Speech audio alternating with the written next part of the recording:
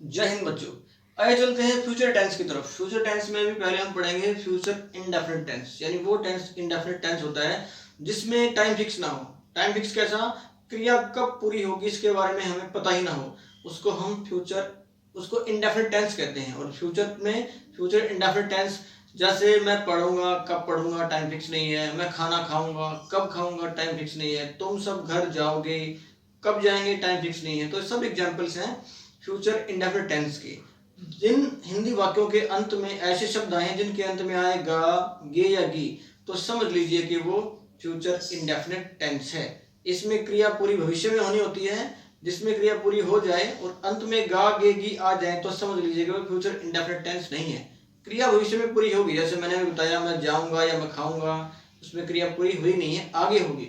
तो ऐसे टेंस के एग्जाम्पल्स होंगे सारे फ्यूचर इंडेफिनिट में।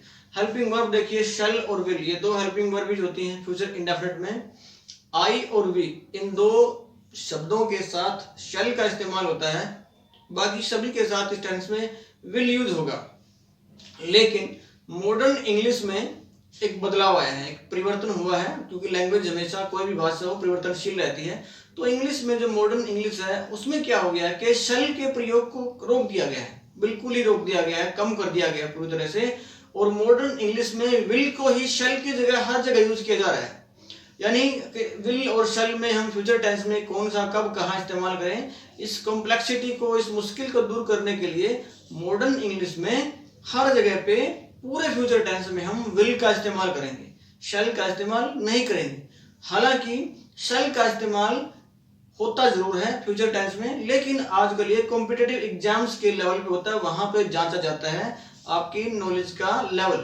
तो आमतौर पे हम जो मॉडर्न इंग्लिश में स्पीकिंग में, लिसनिंग में, राइटिंग में जो हम यूज करते हैं, विल को यूज करते हैं और यूज करेंगे। विल को यूज करने से कोई मुश्किल नहीं है, कोई गलती नहीं है, बल्कि ये सही है, जिससे भाषा सरल हो गई है, फ्यूचर टेंस को पकड़ना आसान हो गया है। अब आगे देखते हैं इसमें वर्ब की फॉर्म। इसमें वर्ब की फॉर्म लगती है फर्स्ट फॉर्म। साथ ही अगर नेगेटिव सेंटेंस यानी नकारात्मक वाक्य आ जाए, नोट आ जाए, तो पहले की तरह ही हम हेल्पिंग वर्ब के साथ नोट जोड़ देंगे। इंटरोगेटिव सेंटेंस आ जाए यानी क्वेश्चन पूछ लिया जाए, प्रश्नवाचक वाक्य हो, तो उसमें इंटरोगेटिव सेंटेंस होने की वजह से हेल्पिंग वर्ब सेंटेंस के पहले लगा दी जाएगी।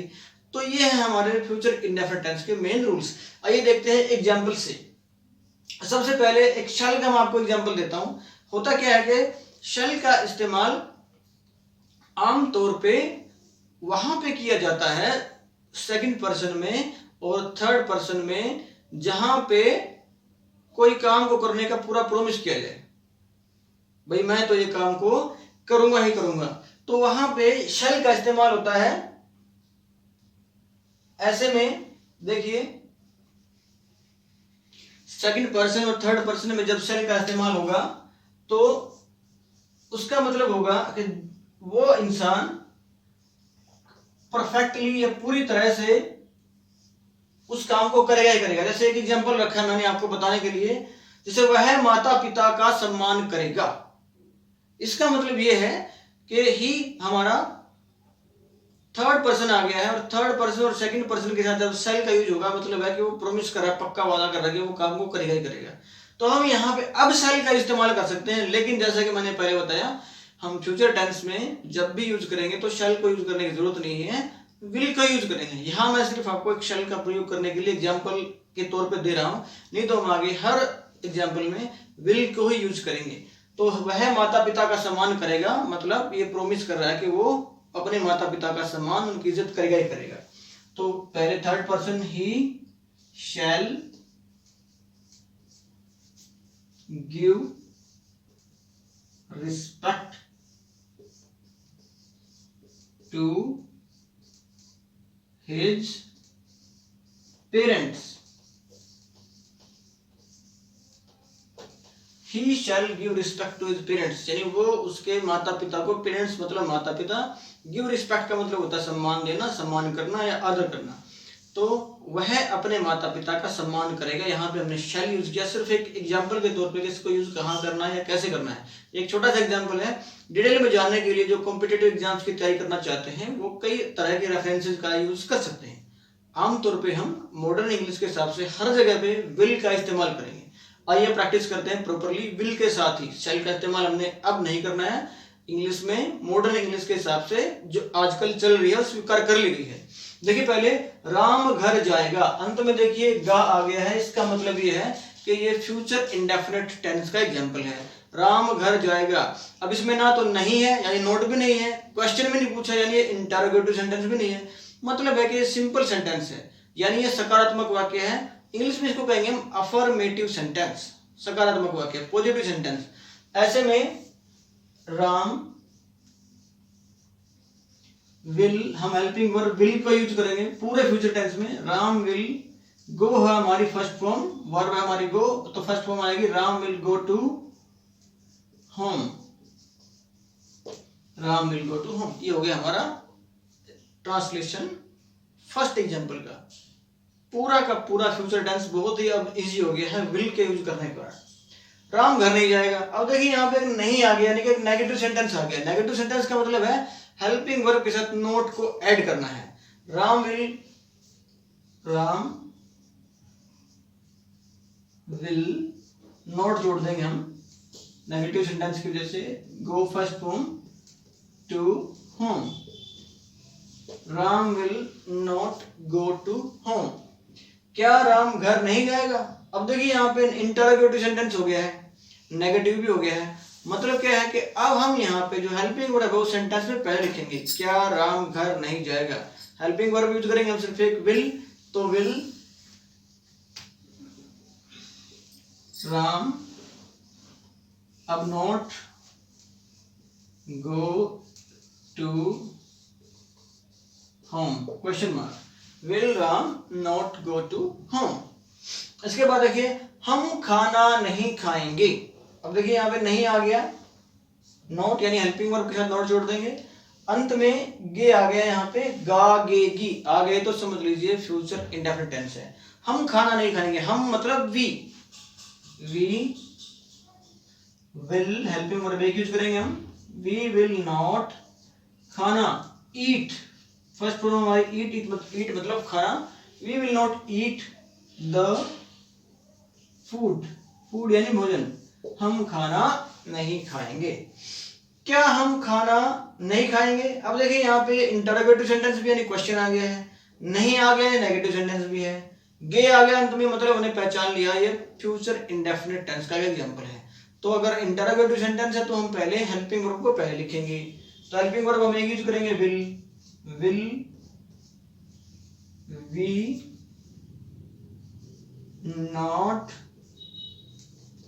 eat the food, question mark, will we not eat the food। इसके बाद क्या तुम खाना खाओगे और तुम क्या खाना खाओगे, यहां पे देखने वाली बात है। पहचान लिया हमने के अंत में गे आगे, दोनों के अंत में गा गेगी में से मतलब फ्यूचर इंडेफिनिट टेंस है। अब जैसा कि मैंने पहले के टेंस में बताया था कि अगर किसी भी सेंटेंस में क्वेश्चन पूछ लिया जाए और उसका आंसर यस और नो में आए तो हम वहां पे हेल्पिंग वर्ब को पहले लिखते हैं। लेकिन अगर कोई ऐसा सेंटेंस, ऐसा क्वेश्चन पूछ लिया जाए जिसमें यस और नो में आंसर ना हो बल्कि कंप्लीट सेंटेंस में आंसर देना पड़ जाए, वहां पे हम क्वेश्चन वर्ड को यूज करेंगे। क्वेश्चन वर्ड मतलब कब, कौन, कहां, क्यों, इस तरह के वर्ड्स। इंग्लिश में हु, हाउ, वेयर, इस तरह के वर्ड्स को हम यूज करेंगे। तो देखिए पहले तुम क्या खाना खाओ, क्या तुम खाना खाओगे, यस और नो में आएगा, हाँ या नहीं, खाना खाएगा तो हाँ, नहीं खाएगा तो नहीं। तो हेल्पिंग वर्ब पहले क्या तुम खाना खाओगे, will you eat the food. अब आगे देखिए तुम क्या खाना खाओगे, क्या तुम खाना खाओगे, क्वेश्चन मार्क है, मतलब पहले आ जाएगा helping verb will you eat the food. तुम क्या खाना खाओगे, अभी हम देखिए आपको पूछा तुम क्या खाना खाओगे, रोटी, दाल, सब्जी, पिज्जा, बर्गर या कुछ और जो भी आपको सही लगे, कुछ ना कुछ ऐसे खाने का आंसर आएगा। तो जब ऐसा होगा पूरे सेंटेंस में आंसर आएगा, यस और नो में नहीं होगा, तब हम क्वेश्चन वर्ड को यूज करेंगे। यहाँ पे क्वेश्चन वर्ड क्या है, क्या यानी व्हाट विल